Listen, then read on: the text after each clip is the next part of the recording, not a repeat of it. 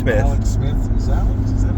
She had a harvest festival at her house, Yeah. and then after 2 years, you did it at the church.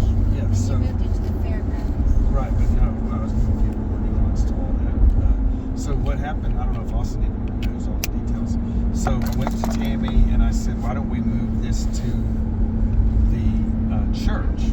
So we moved it, and, you know, it was pretty good. Then the next year I said to Larry, why don't we do Tammy's Harvest Festival at the church again, but call it the Cleveland Apple Festival? And he said, well, as long as you say Living Word Fellowship, because that's what it was called then. Living Word Fellowship presents the Cleveland. And I was like, so on the posters I put LWF. Like I knew enough about marketing. Don't put everybody. If you think it's a church festival, you're not going to get it. Right. So we did it. Bob sold apples for the youth group. I don't know if you've heard that. Bob Bevan sold apples. First year I ever did barbecue for sale because we didn't have any food vendors.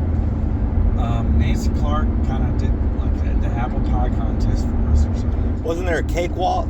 Yeah, there was a cakewalk up in the Goodwin building. Yeah. It was just, but it was packed. We had more people than the festival. We had a bluegrass band on a flatbed. Yeah. Didn't charge anybody, but once Larry saw all the amount of people, that's when he decided we got to have a fee. Can't have this many people here having fun without getting a little money out of them. Every time people post on Facebook about the Apple Festival, I did this for years. I said, well, since the original inventor of the Apple Festival has stopped, it's just not the same. It really isn't. No, it's not at all. And There's then, always complaints and every year. then people will say something about, well, I did it specifically when I knew Jill was managing it. Because Yeah. And then when people were like, well, where do the funds go or whatever, one time I outed them and said, no, BIC is just something they created, and this is actually Living Word Fellowship fundraiser. So I went, so the next year, the second year was called the Cleveland Apple Festival. I went to Chuck McSpadden, I went out to Apple Valley Orchards, and I said, hey,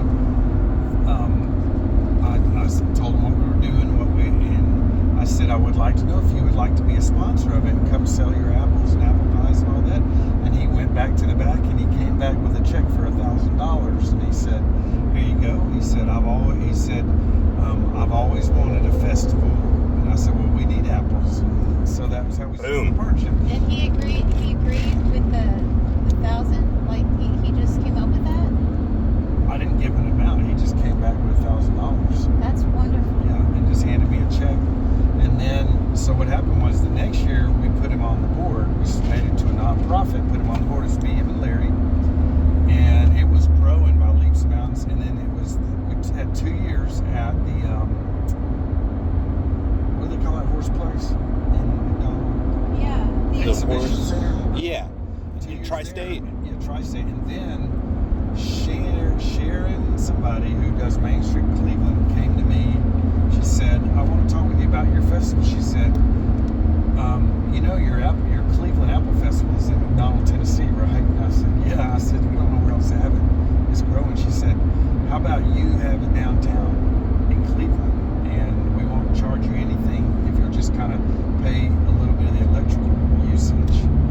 Well, after the second year, she didn't ever charge us for that either. And the last year I did it, we had about 8,000 people last year that I ran it, 8,000 people. But I kept telling Larry, this needs to be free, and just charge the vendors. Because the And vendors, he just wouldn't you hear would him. get more vendors. So- You would get a lot more vendors. It Well, would you be get a lot more bigger, vendors. and they would make a profit. Plus now they'll let anybody, if you sell sunglasses, whatever, flea market, whatever. And some people say I couldn't find apples. Right. So, Wow. okay, so Chuck, during that time, me and Chuck did a radio interview, right? And I didn't know any of his family except his wife. Did a radio interview, and he talked about how they have a patented or copyrighted, I don't know what it is, apple that's a variety that was discovered on their orchard that doesn't exist anywhere else. And it's called so he named it the Caitlin something. Gala, I think, or something. Caitlin Gala. And he said on that radio show, he said, I named it after my daughter.